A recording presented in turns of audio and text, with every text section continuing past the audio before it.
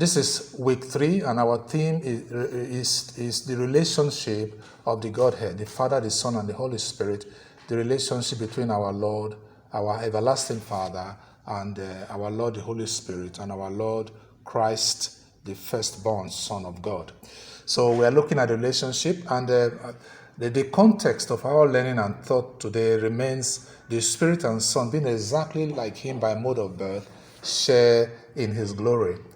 Our specific subject today is share His glory together forever, meaning our Lord, the Holy Spirit, and the Son share the glory with the everlasting Father. Let us proceed with our lecture notes on day 14 to see what our Lord will reveal to us today. As the Holy Spirit reveals, now don't forget, everything we are studying is as the Holy Spirit reveals. It's not as any man said. No, these are directly from Him. So I'm grateful that you are taking these classes, you are learning these things, and you are making your own. You are thinking about these things, coming up with your own thoughts and sharing your thoughts with us and with the Lord also in prayers. So as the Holy Spirit reveals, there is only one God, and that is the everlasting Father. In Deuteronomy chapter 6, 4-15, read it at your spare time. It says, "Hear, O Israel, the Lord our God is one God." I'll put it otherwise. Hear, O world, O earth. The kingdom, the Lord our God is one God. The Lord God Almighty is one, and we shall love the Lord our God with all our heart, with all our soul, and with all our might. So the Holy Spirit is confirming that in truth, do not be confused. In truth, there is only one God, and that one God is the everlasting Father. Anybody who's been following the lecture from the beginning, I think that will be easy for you to understand.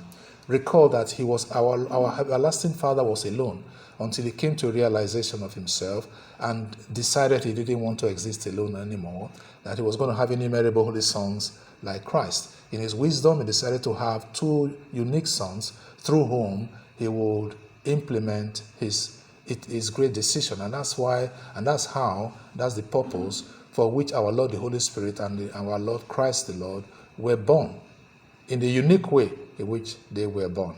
So because of that unique way, they share, the Father is glad to share His glory, all right? But our Lord the Holy Spirit will not have anybody forget.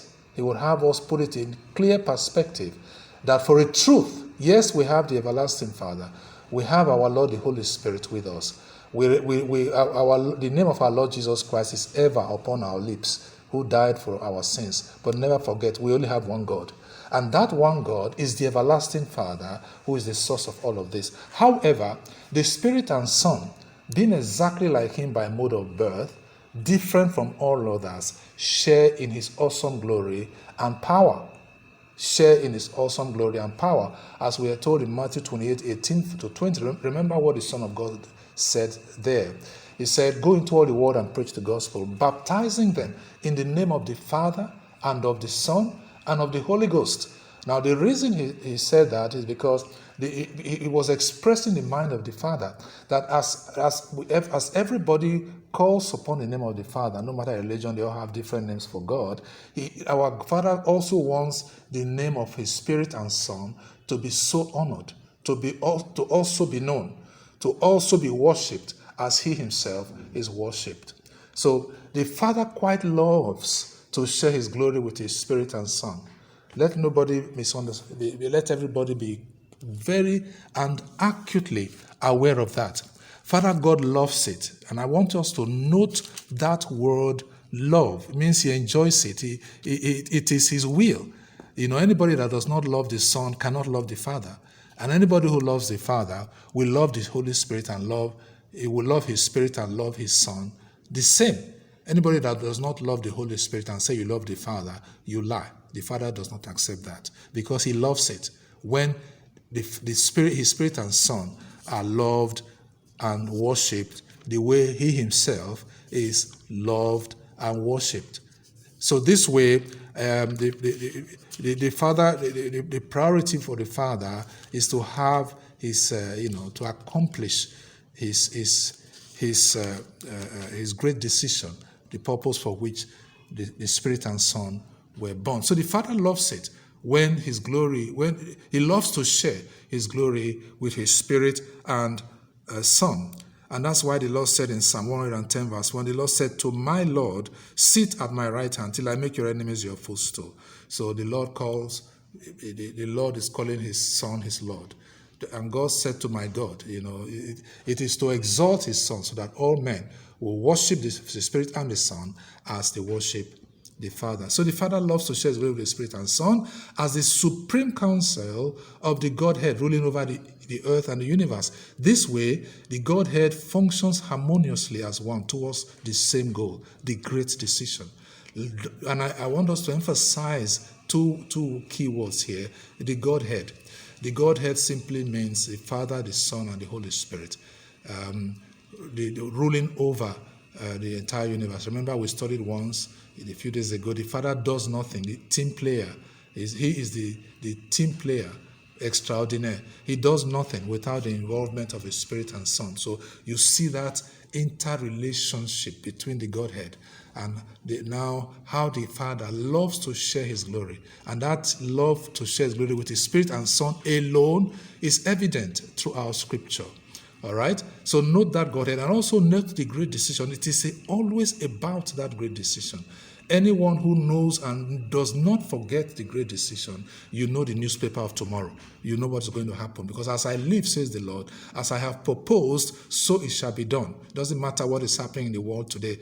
All of these smoke screens and all the attempts of the enemies of our God, let them all perish. All their attempts to distract human beings from the purpose of which they were created. So the great decision is what it's all about. This is what it's all about in this age.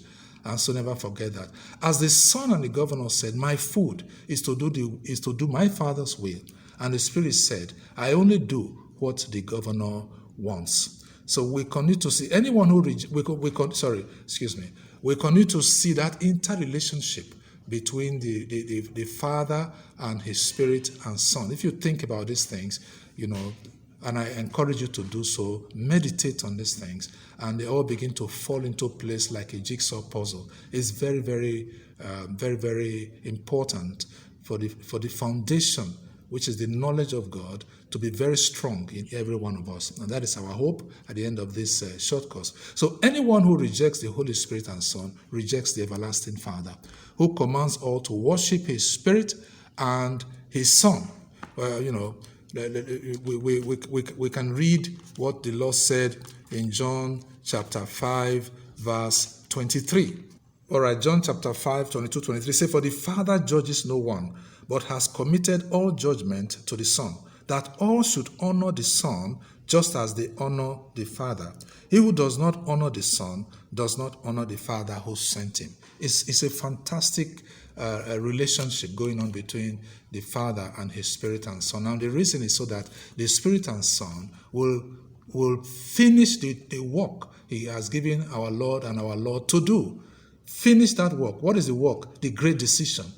So he put all authority and commands all the angels. We find that also in Hebrews chapter 1, verse 6. He said, but when he again brings the firstborn into the world, he says, let all the angels of God worship him. All right, so the Father loves it when his Spirit and Son are worshipped. So go ahead, do so.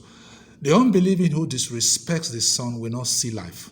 All who believe the Son and Spirit will enjoy eternal life with the Father. It remains for the innumerable sons the Father desires to have to learn to have the same heart and mind with the Godhead. So you understand where this is all going to. It's very important that you learn and understand these things, that you think about them and be able to put them in proper perspective and context in our hearts and minds, so that you also will be able to help others to understand. As the Lord told us in 1 Samuel chapter 2, verse 35, he said, then I will raise up for myself a faithful priest who shall do according to what is in my heart and in my mind. And I will build him a sure house, and he shall walk before my anointed forever. All right? Who will be able to do what is in the heart and mind of God? You know already, the great decision. It's in his heart. It's on his heart like an indelible ink. We studied that. It's not going anywhere. It says, so, I will build him a sure house, and he shall walk before my anointed forever. Who is the anointed? That's what we're saying. The Spirit and the Son, anointed to implement the great decision. So if you put all this in proper perspective, you know all things already. So why then did Christ pray that his shared glory with the Father and Spirit be given to mankind?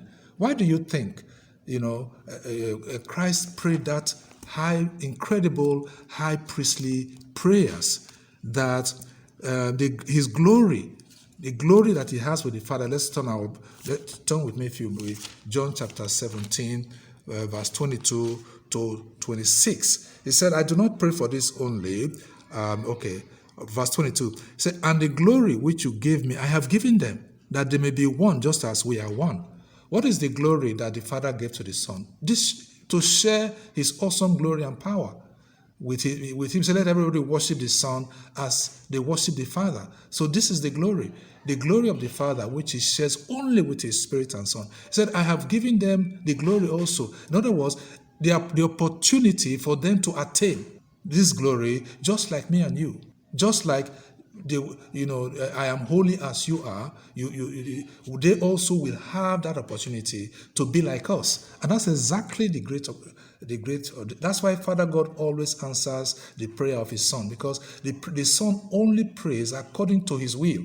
And that calls for wisdom among all of us. That we should pray according to God's will. We know that he hears us. What is God's will? To have the great decision. Go refer to your notes, and so that you know this thing.